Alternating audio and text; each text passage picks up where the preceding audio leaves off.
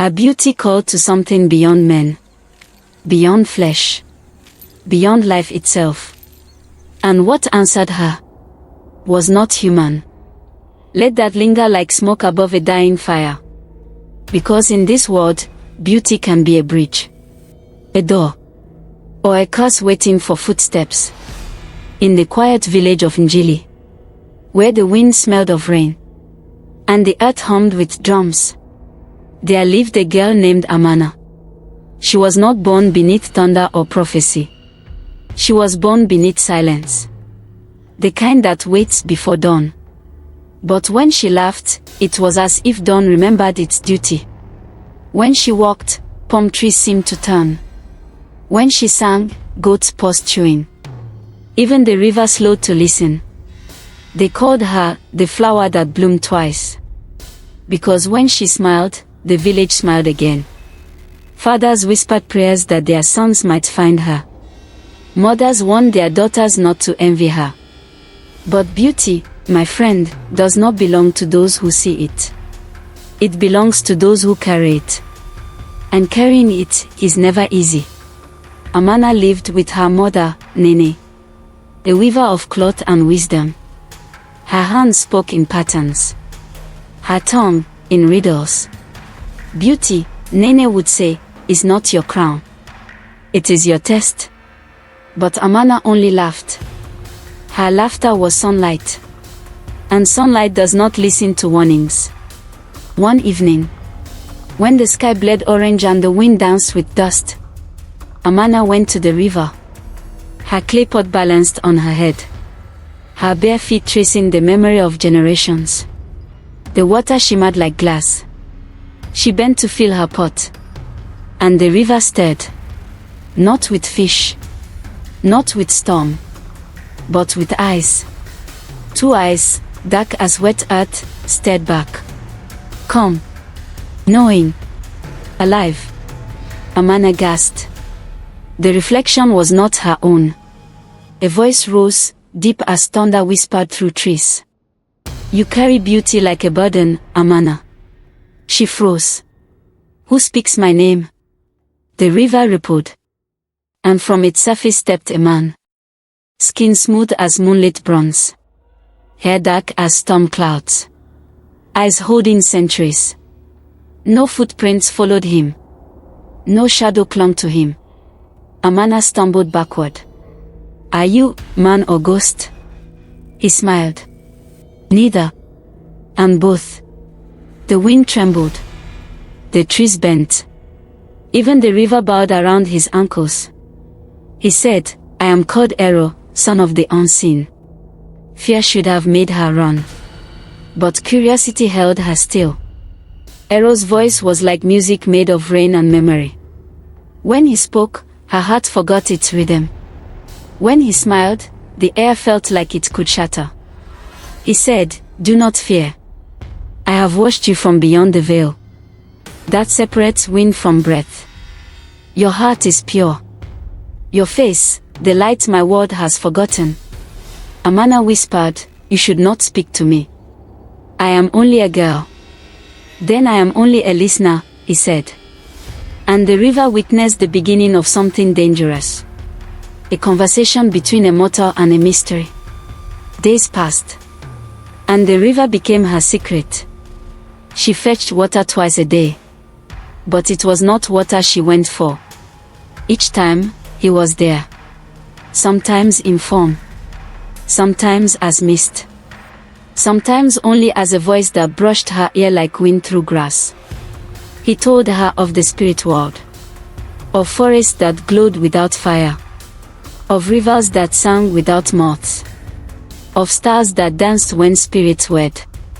And Amana listened. Because his words built dreams. And dreams are the hunger of the human heart. But not all dreams are gifts. Some are invitations. And in the village of Ngele, the old woman Mobari watched Amana closely. Mobari, keeper of herbs, bones, and truth.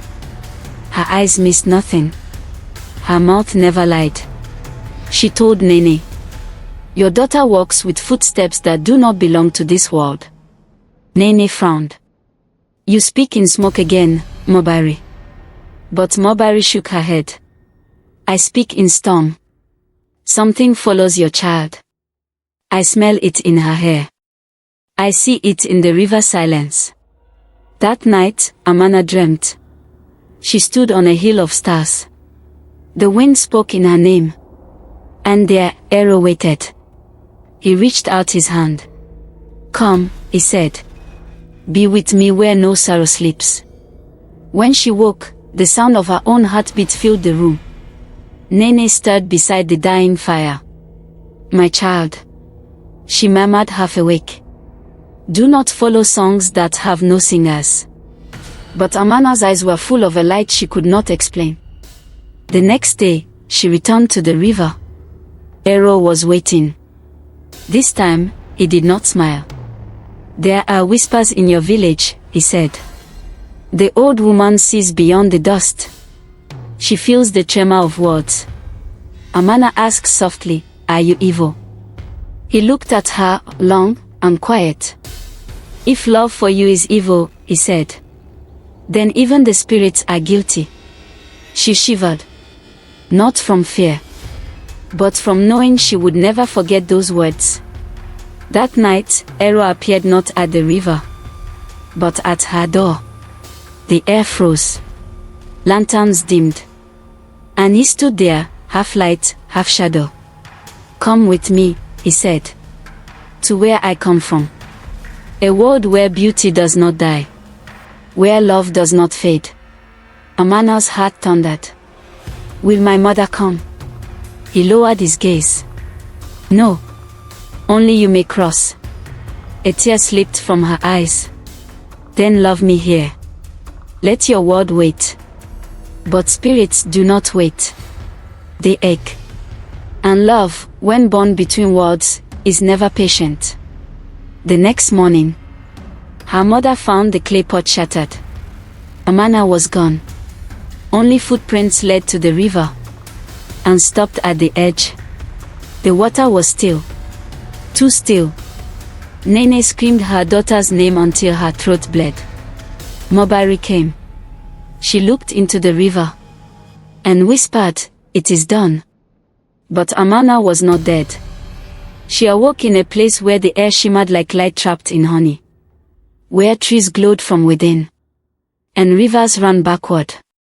Ero stood before her. No longer man, but spirit revealed. His form vast. His presence like wind clothed in fire. Welcome, he said. To the land between breath and silence. Amana trembled. What have you done? He reached for her hand. I have brought you home. She pulled away. My home is the earth. He smiled sadly. And yet the earth never deserved you. For a time, love silenced fear. She walked among spirits. She danced under moons that rose from water. She touched flowers that whispered her name. But each night, when she closed her eyes, she saw her mother's tears, heard her village's drums, smelled her world, and her heart began to break. Slowly, quietly, like clay drying in the sun. Days folded into moons. Moons into memory. And in the land of spirits, time does not move, it hums. Ero gave her everything. Jewels made of morning dew. Garments woven from sunlight. Music that rose from the earth itself. He called her Nwe, the one who walks between. But beauty, my friend, cannot silence longing. Amana began to fade. Her laughter grew distant. Her smile, pale. And even the spirits began to whisper. She does not belong. One evening, she stood by a lake of glass. Its surface reflected nothing, only truth. In it, she saw her mother sitting beside cold ashes, calling her name. She saw her village mourning, beneath a moon that refused to shine. She saw Mobari scattering herbs into the river, whispering, "May the spirit return what it has stolen." And then she saw herself, neither alive nor dead, suspended, forgotten by both worlds. Tears fell from her eyes. They turned to pearls before touching the ground. Ero appeared behind her. "Why do you weep, my love?" She turned. "Because I remember.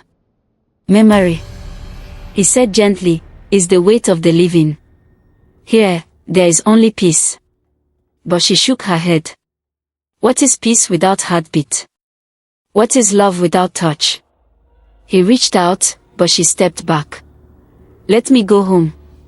Ero's face darkened, like storm swallowed by night. "If you return, you will forget me. You will forget us." "Then let me forget," she whispered. "Because forgetting pain is mercy." Silence stretched. Even the stars seemed to wait. Ero looked at her, long and deep. And for the first time, he looked human. Not powerful. Not eternal. Just a man afraid of loss. "I cannot give you back," he said. "But I can send your spirit to whisper in the dreams of your mother. She will know you live in light." Amana closed her eyes. "No. She deserves more than dreams. She deserves me." And then, the sky cracked open. The winds roared. The spirits gathered, old and young, bright and shadowed. From among them stepped a woman of blinding calm, Abini, the spirit mother. Her hair was smoke and starlight. Her voice, thunder softened by compassion. She looked at Amana. "You have crossed the law of words. You have taken love where breath cannot follow. To return, a price must be paid." Amana bowed her head. "What price?" The spirit mother's eyes glowed. "One life for another. A bridge cannot stand without a sacrifice." Ero fell to his knees. "No. Take me instead." Abini shook her head. "Spirits cannot die. But they can lose their eternity." Ero turned to Amana. "Do you love me?" She nodded through tears. "Then let me pay the price. Let me become mortal. Let you return." Amana cried, "No. I will not trade love for life." But the spirit mother's voice silenced them both. Love is not meant to imprison. If it does not set free, it is not love, it is hunger. She lifted her hand. The lake rose like a wall of glass. Wind circled. Light fractured. And then, the choice. Ero took Amana's hands, pressed his forehead to hers. "Remember me when rain falls without clouds." Then his form began to fade. Light unraveling. Voice dissolving into wind. She screamed his name. But only the river answered. Amana awoke on the riverbank. The same river. The same sun. The same village sounds, distant, but real. Her pot lay beside her, whole again. But her hair, now streaked with silver. Her eyes, holding the reflection of two worlds. She stood, trembling. The earth felt heavier. The air, colder. And from the distance, her mother's voice called her name. "Amana." The girl ran. Feet pounding the red soil. Tears chasing her breath. When she reached home, Nene dropped her weaving and fell to her knees. My child, my child." They held each other until the sun fell asleep. And even the old woman Mobari wept quietly into her shawl. But joy never comes alone. For as they embraced, a wind passed through the hut. Warm, fragrant, ancient. And in that wind, Amana heard his voice. Love never dies. It only changes its shape. She smiled. Because she knew the rain that would come tonight would fall without clouds. Weeks passed. Amana spoke little of what had happened. Only once did she whisper to Mobari. The spirit I loved gave up eternity for my breath. Mobari touched her shoulder. Then you must live a life worthy of such a gift. And she did. Amana became a healer. She mixed herbs that soothed fever and grief. She sang songs that calmed the restless. And when children asked why the rain sometimes fell when the sky was clear, she smiled and said, "It is love, remembering." Years flowed like rivers. Amana grew old. Her hair became white as moonlight. Her laughter, softer, wiser. On her final night, she sat beneath the great baobab, the same tree where her mother once told stories. She looked at the stars and whispered, "I am coming home." The wind rose. Leaves danced. And for a heartbeat, two shadows stood beneath the tree.